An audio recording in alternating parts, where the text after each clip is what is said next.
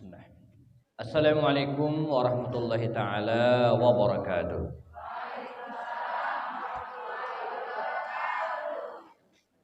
Alhamdulillahi rabbil alamin wa bihi nasta'in ala umur dunya waddin. Asyhadu an la ilaha illallah, asyhadu anna Muhammadan abduhu wa rasuluhu la nabiyya ba'dah. Allahumma shalli ala hadzal nabiyil karim wa ala alihi wa sahbihi ajma'in. Rabbi shrah li sadri wa yassir li amri wahlul 'uqdatam min lisani yafqahu qawli. Allahumma rzuqna ilman nafi'a wa amalan mutaqabbala wa rizqan halalan thayyiban mubarakan ya rabbal alamin. Para ibu, bapak-bapak serta jamaah pengajian Masjid Al-Madinah RW berapa nih Bu? 10 RW 10 RT 15 ya. Sudah dikorupsi 10 ya. Kita bersyukur kepada Allah Subhanahu wa taala pada siang hari. Udah masuk siang nih Bu ya. Ya, udah siang hari ini, tapi tenang saja Ibu, Ibu sudah dapat kue ya. Jadi bisa bertahan ya. Ustadz juga sudah dapat, sudah habis jeruk 1. Kemudian ya ini juga sudah separuh. Sengaja belum dimakan, nanti dibungkus saja ya. Ya alhamdulillah ya, barusan kita mendengarkan tausiah dari Da'iyah Cilik Dalisha. Siapa tadi namanya? Dalisha Azhari. Azhari nama bapaknya bukan? Alhamdulillah ya. Masih ingat judul ceramahnya tadi Bu? Apa? Ya, cinta tanah air, ya, hubbul watani minal iman. Ya, kalimat hubbul watani minal iman ini begitu terkenal, ya, tapi ini bukan hadis Bu ya. Jadi hubbul watan minal iman, cinta tanah air bagian dari iman, ini bukan hadis. Ini ya hanya ungkapan, tapi maknanya benar. Ya, bahwa dalam Islam kita tidak terlarang untuk mencintai tanah air kita. Ya. Sebagaimana Rasulullah juga berdoa, Allahumma habib ilaina al-madinata kama ahbabta ilaina Makkah. Ya Allah, tanamkanlah rasa cinta kami kepada Madinah.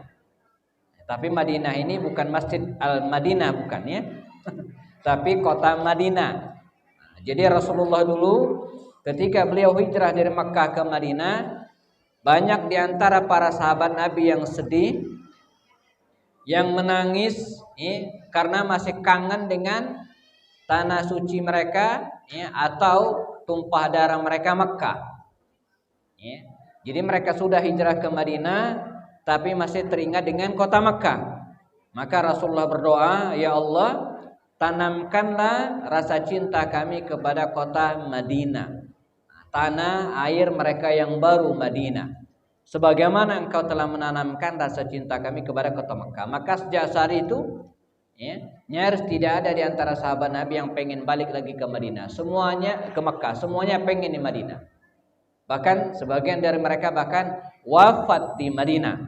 Seperti Rasulullah sendiri di Madinah, Abu Bakar, Umar, Utsman dan para sahabat Nabi yang lain. Seluruh istri Rasulullah semuanya wafat di Madinah kecuali Khadijah dan Maimunah bintil Haris. Sementara yang lain di Madinah. Jadi menarik sekali ya tema ceramah tadi tentang bagaimana kita membangun kecintaan kepada tanah air kita yang kaya raya, gemah ripah. Apa tuh Bu artinya? Ya, pokoknya yang kaya rayanya, yang tadi lagu Kus Plus dinyanyikan ya. Baik, ibu-ibu dan jamaah rahimakumullah. Kalau kita lihat hari ini kita berada di tanggal berapa Bu?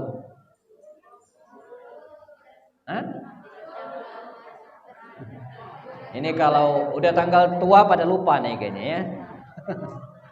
Ya, tanggal 17 Sya'ban. Tanggal 17 bulan Sya'ban.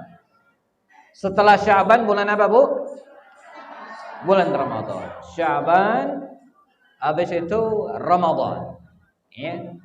Artinya sekitar 12 hari lagi kita akan masuki bulan suci Ramadan.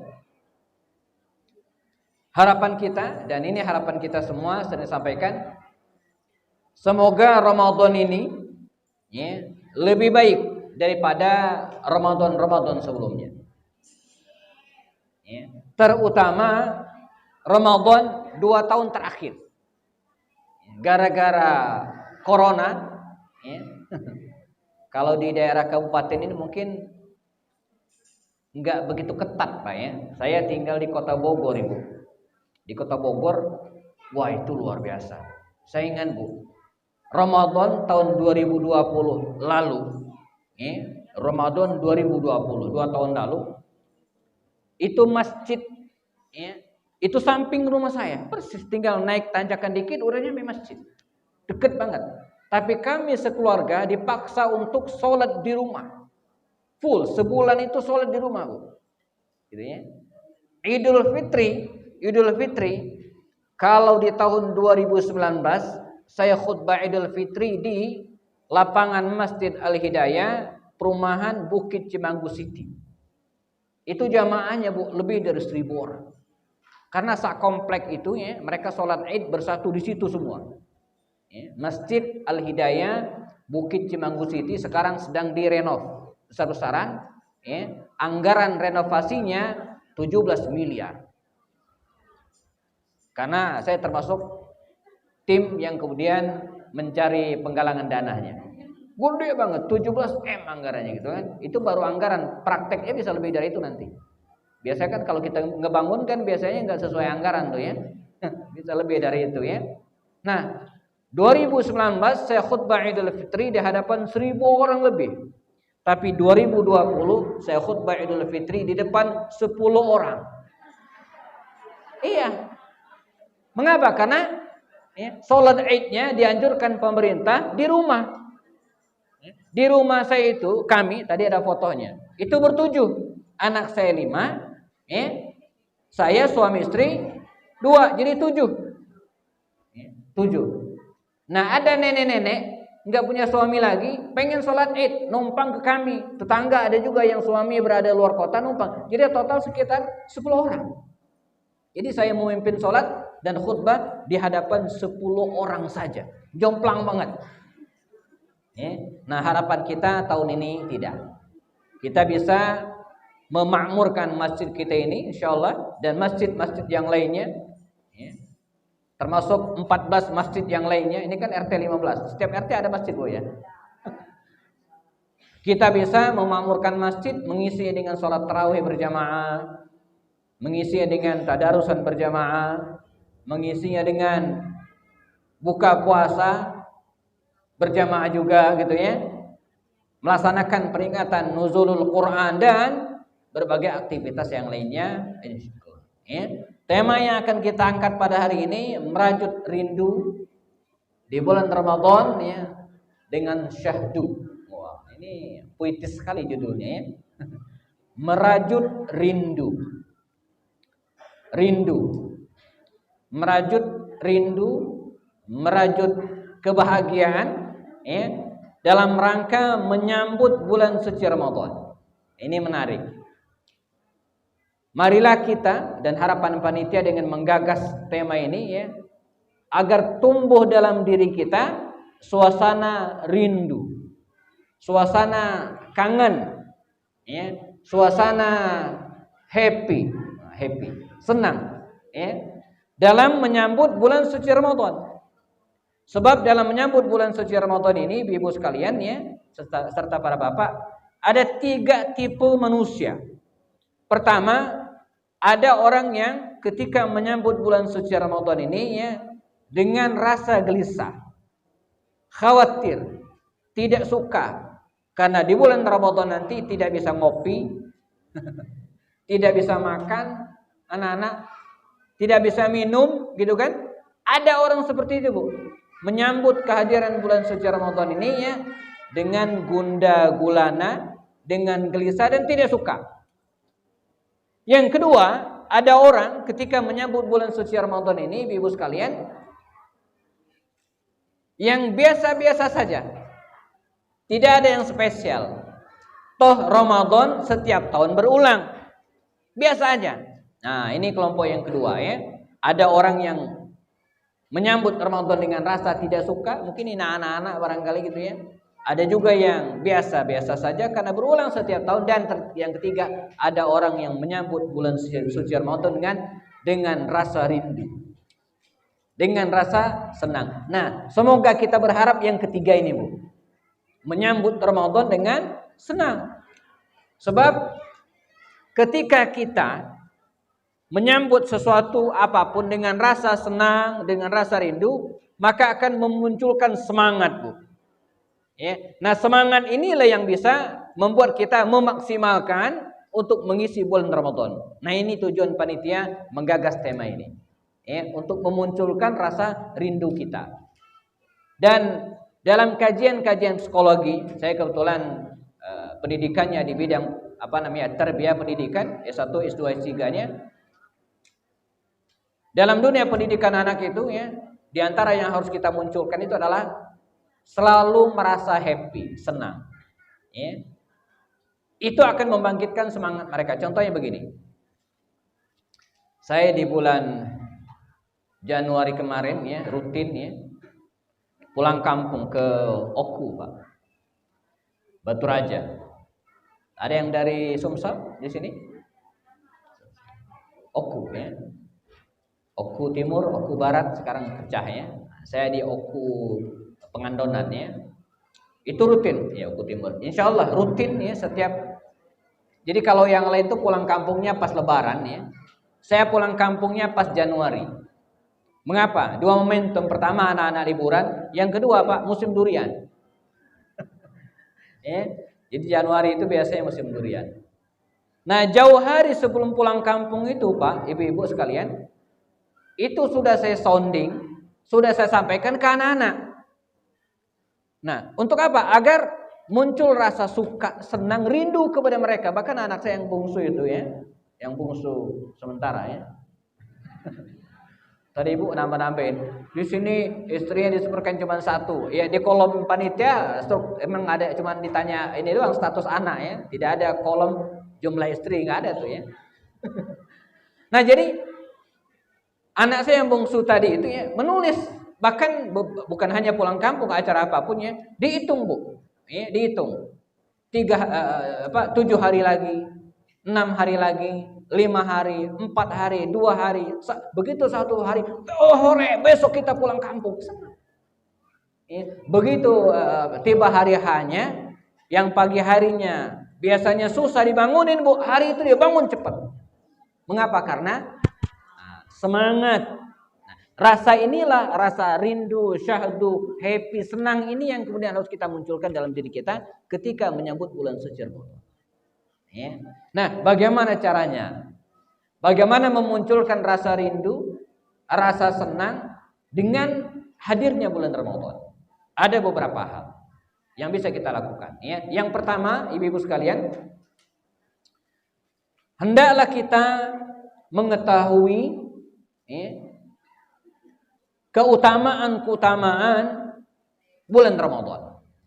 Ya. Dengan mengetahui keutamaan bulan suci Ramadan, maka kita akan semakin senang dan semangat menyambut kehadiran bulan suci Ramadan. Nah, apa saja keutamaan bulan suci Ramadan? Oh, banyak sekali. Tinggal ketik di Google keutamaan Ramadan, klik keluar semua, Bu. Tapi pastikan handphonenya ada kuota internetnya. Kalau nggak ada ya nggak keluar gitu ya. Nah, jadi keutamaan bulan suci Ramadan ini banyak sekali. Di antaranya dalam hadis riwayat Imam Bukhari, baginda Rasul SAW mengatakan, bersabda, "Man shoma Ramadhana imanan wa ihtisaban." Gimana lanjutannya, Bu? "Ghufira lahu ma taqaddama min dzanbih." Ya. Barang siapa yang melaksanakan shoma Ramadan, berpuasa Ramadan, imanan wa ihtisaban, ya, dengan penuh keimanan dan mengharap karena Allah Subhanahu wa taala, ghufira lahu ma taqaddama min dzanbi. Diampunkan seluruh dosanya yang telah lalu. Bayangkan, ya, dosa-dosa yang kita lakukan selama ini, begitu kita melaksanakan shaum Ramadan, maka insyaallah akan dihapuskan semua oleh Allah SWT. Dosa, Bu, ya. Kalau utang enggak, utang, ya. Utang enggak hapus enggak, ya. Atau kesalahan-kesalahan yang berhubungan dengan orang lain itu enggak otomatis terhapuskan karena harus diselesaikan dengan yang bersangkutan. Ya, entah kesalahan yang bentuknya fisik, pernah mukul orang, ya, ngambil harta orang, ya, atau kesalahan-kesalahan yang sifatnya non fisik, yang enggak kelihatan. Nah, kesalahan yang tidak kelihatan ini, yang tidak kelihatan secara fisik apa misalnya? Ya, memfitnah orang, mengadu domba, riba. Tahu riba, Bu? Apa riba? Ya, gosip, ya, membicarakan aib orang lain, menyebarkan berita-berita hoax, berita palsu, berita yang enggak benar. Nih, ini kesalahan-kesalahan yang mungkin tidak seperti mukul orang, enggak. Nah, ini harus minta maaf kepada yang bersangkutan. Nah, ya, ini yang pertama, Ibu. Agar kita lebih semangat menyambut kehadiran bulan suci Ramadan ini dengan cara mempelajari, mengetahui keutamaan-keutamaan bulan suci Ramadan. Nah, inilah pentingnya tarhib seperti ini. Tarhib seperti ini agar kita lebih semangat menyambut kehadiran bulan suci Ramadan. Yang kedua, ini supaya gampang diingat, saya buat checklistnya aja. Jadi yang pertama apa, Bu, tadi? Mengetahui keutamaan bulan suci Ramadan. Bisa menghapus dosa-dosa, berpahala atau pahala dilipat gandakan.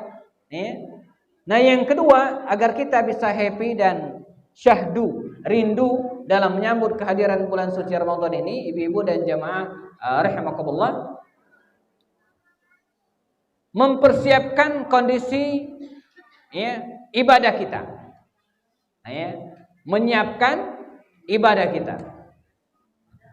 Ada empat ibadah yang, ya, utama dan akan kita laksanakan di bulan Ramadan nanti. Pertama, puasa. Yang kedua, salat malam, tarawih. Yang ketiga, baca Quran. Dan yang keempat, sedekah. Hafal, Bu? Ini empat ibadah yang akan kita laksanakan di bulan Ramadan nanti. Ini ibadah utama, Bu. Pertama, puasa. Yang kedua apa, Bu? Salat tarawih atau qiyamul lail. Yang ketiga, tilawah Al-Quran. Yang keempat, puasa. Udah jelas. Syahrul Ramadan, ya ayyuhalladzina amanu kutiba alaikumus shiyam. Udah jelas perintahnya. Yang kedua, salat malam. Man qama ramadhana imanan wa ihtisaban ghufira lahu ma taqaddama min dzanbi. Jadi ada qama, ada shoma. Ya. Salat malam. Yang ketiga, baca Quran. Syahrul Ramadan alladzi unzila fihi al-Quran. Ya. Jelas dalilnya. Yang keempat, sedekah. Para sahabat memberikan kesaksian Rasulullah itu orang yang paling dermawan di antara kami, dan di Ramadan dia lebih dermawan lagi. Nah, empat ibadah inilah ibu-ibu sekalian yang harus kita siapkan dari sekarang. Bahkan bila perlu, ya, kita curi start. Tahu arti curi start, Bu? Kalau kita pengen gerak jalan nih, ya, dan ada garis finishnya, supaya kita nyampe lebih dulu daripada yang lain, caranya bagaimana, Bu? Kita jalan duluan. Yang lain belum jalan, kita udah jalan duluan, insyaallah nyampe. Nah, ibadah kita juga bisa curi start dari sekarang, Bu. Yang lain belum puasa, kita udah puasa. Ya, tentu saja puasa yang dibenarkan. Misalnya puasa Senin Kamis. Makanya Rasulullah itu seperti disampaikan oleh Aisyah, Rasulullah tidak pernah melaksanakan puasa sunnah maksudnya selain Ramadan lebih banyak kecuali di bulan Sya'ban ini. Jadi di bulan Sya'ban ini, Ibu, Rasulullah paling banyak puasa sunnahnya. Ya, Senin Kamis, puasa Daud, Ayyamil Bid dan puasa-puasa yang lain. Ini namanya curi start. Mulai lebih dulu. Salat tarawih juga demikian. Yang lain belum salat tarawih, kita sudah salat tarawih. Tapi jangan dinamakan tarawih. Dinamakan dengan tahajud, qiyamul lail atau salat-salat malam. Yang penting salatnya di malam hari. Kita bisa start dari sekarang, mulai dari sekarang. Jangan sekarang kok ntar malam. Kalau sekarang bukan salat malam namanya. Ya. Jadi sebelum Ramadan tiba kita sudah mulai baca Quran. Kita targetkan, walaupun Nabi tidak pernah mengatakan bahwa diperintahkan mengkhatamkan Al-Quran pada setiap Ramadan, nggak ada hadisnya. Tetapi af'alur Rasul, perilaku Rasulullah dan para sahabat dikisahkan demikian. Rasulullah SAW itu setiap Ramadan dia khatam Quran. Minimal sekali. Siap Bu, khatam Quran sekali? 2 kali? 3 kali? Insyaallah ya. Minimal banget ya. Nah, bagaimana supaya cepat khatam? Curi start, mulai dari sekarang. Oh, curang ini ya. Curang. Misalnya ntar, wah, boleh Ustaz, boleh banget, boleh. Ibu-ibu kalau pengen cepat khatam nih, curi start dari sekarang. Ntar pulang atau habis dari pengajian ini kita mulai Bismillahirrahmanirrahim, Alhamdulillahirabbil alamin. Mulai dari Al-Fatihah langsung Al-Baqarah terus. Begitu tanggal 1 Ramadan dia sudah dapat 13 juz. Yang lain baru start 1 juz, dia udah 13 juz. Yang lain baru dapat separuh, nanti di tanggal 15 Ramadan dia udah khatam. Nanti di tanggal 17 Ramadan dia sudah khatam. Yang lain baru dapat separuh gitu kan. Boleh Ustaz, boleh banget. Enggak masalah Bu. Tapi saya anjurkan walaupun mulai dari sekarang, nanti pas tanggal 1 Ramadan kita udah dapat 13 juz, artinya masuknya di juz ke-13 atau juz 14. Nanti Ramadan terakhir, Ramadan berlalu, bacaan kita mesti di juz 13 lagi. Supaya selama Ramadan itu kita dapat 30 juz. Tapi kalau pengen curi start dari sekarang, boleh banget.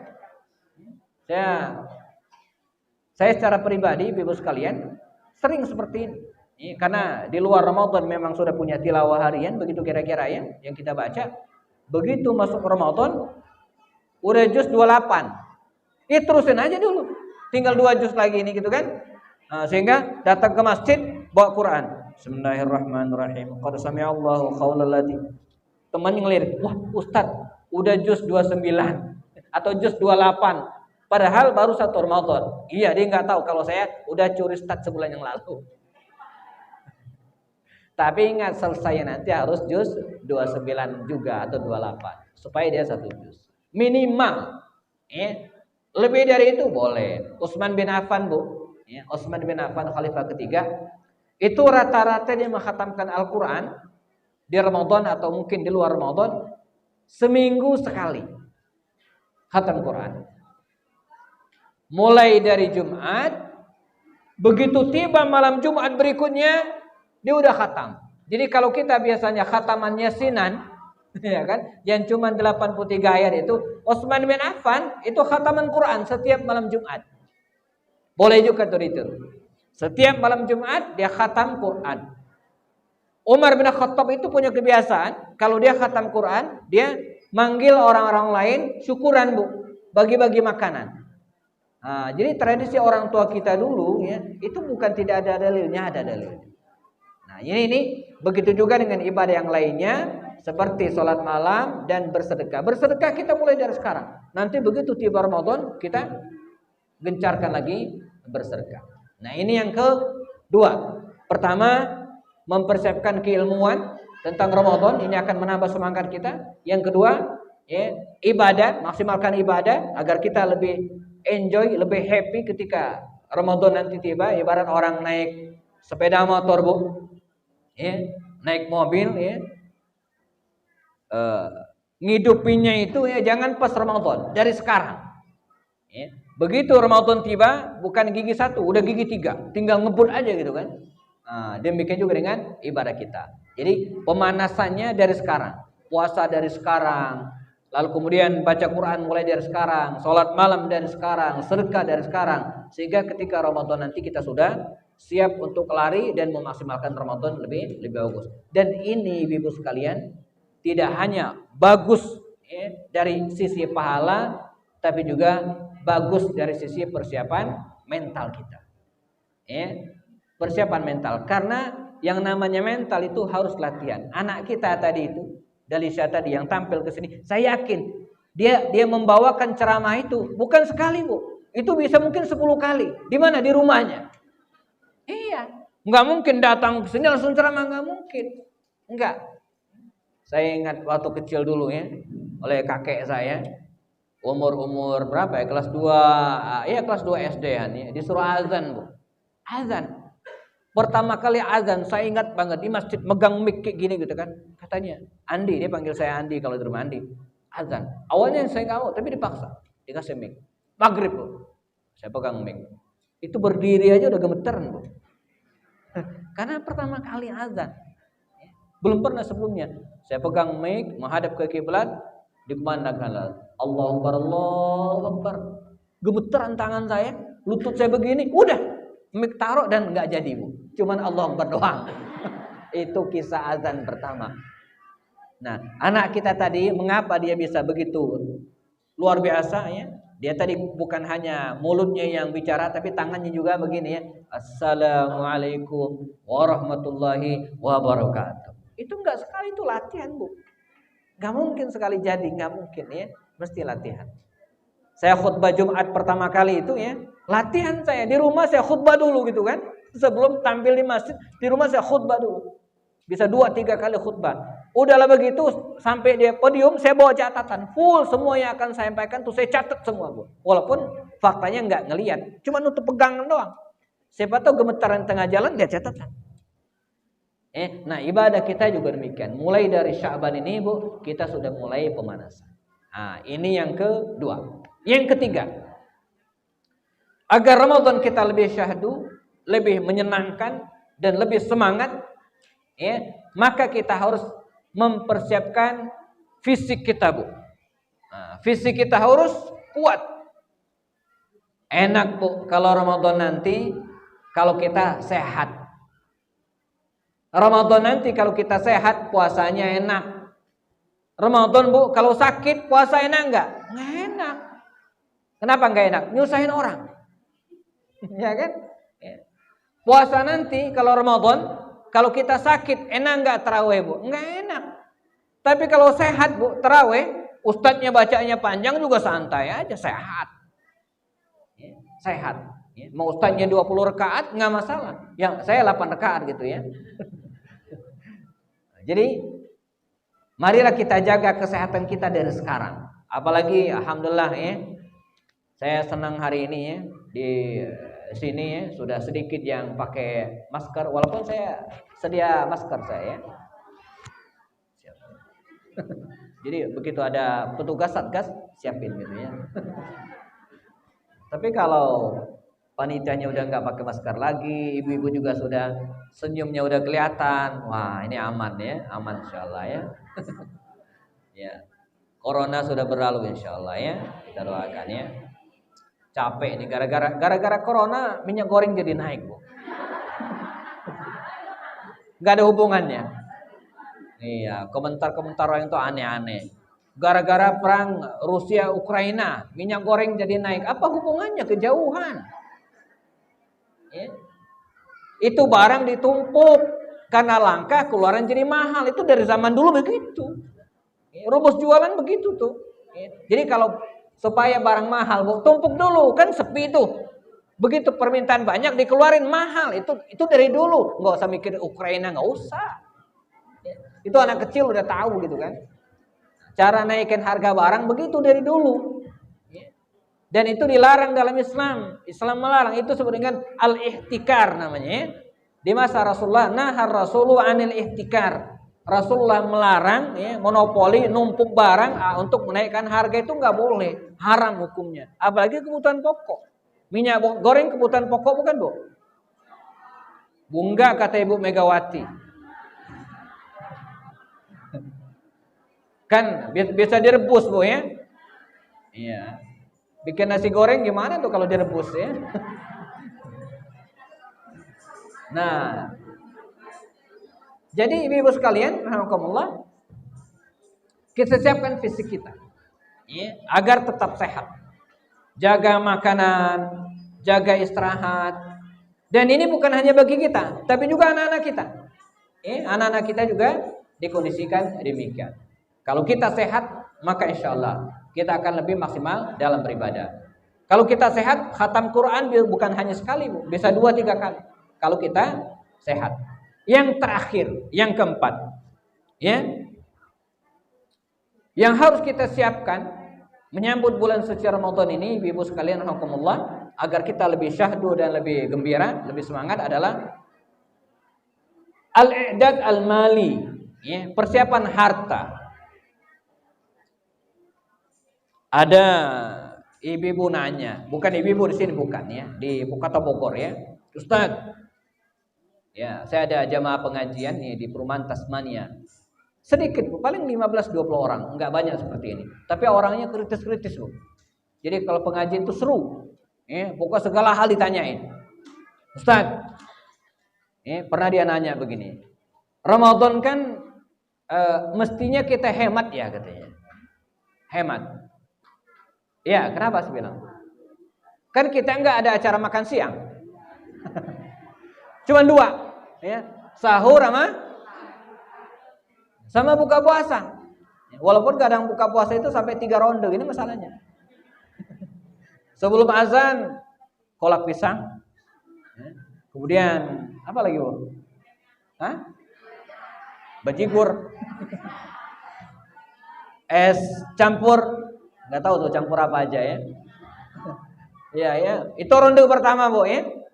Nanti habis maghrib lanjut lagi tuh ronde kedua. Nanti habis tarawih ada lagi tuh ronde ketiga gitu ya. Iya Ustaz, Ramadan ini biasanya kita lebih hemat. Nggak ada makan siang, kita juga nggak jajan, nggak beli bakso juga nggak. Tapi kenapa anggaran saya nambah ya katanya. Dan yang seperti itu bukan ibu itu doang, yang lain juga begitu. Yang lain juga begitu gitu ya. Jadi gimana ya caranya supaya agar kita lebih hemat? Saya bilang gini, ibu-ibu, cari di Al-Quran, cari di hadis, ya, ayat atau perkataan Rasulullah atau para sahabat yang memerintahkan kepada kita agar hemat di bulan Ramadan. Ada enggak? Dia baru nyadar, ya enggak ada ya gitu kan. Jadi gimana Ustaz? Ya enggak ada perintah. Tidak ada perintah bahwa di bulan Ramadan itu kita harus hemat. Terus hemat itu bukan hanya di Ramadan, Bu, saya bilang. Baru kaget dia. Iya gitu kan. Wala tubazzir tabdziran, janganlah kalian boros. Itu bukan hanya di Ramadan, kapanpun kita nggak boleh boros. Justru sebaliknya. Ramadan itu, ibu-ibu sekalian, nanti sampaikan ke suaminya. Ramadan itu harus kita jadikan sebagai bulan spesial. Di depan perumahan saya, Bu, kalau beli martabak spesial itu telurnya 2. Kalau yang biasa itu telurnya 1. Artinya apa? Lebih. Karena itu di bulan Ramadan ini ya, kita jangan mikirin hemat, Bu. Bikin Ramadan ini sebagai bulan spesial. Sahurnya spesial. Buka puasa ronde pertama spesial ya. Yang kedua, jadi jangan pada hari kedua, malam kedua sahur udah telur ceplok. Wah, ini enggak spesial.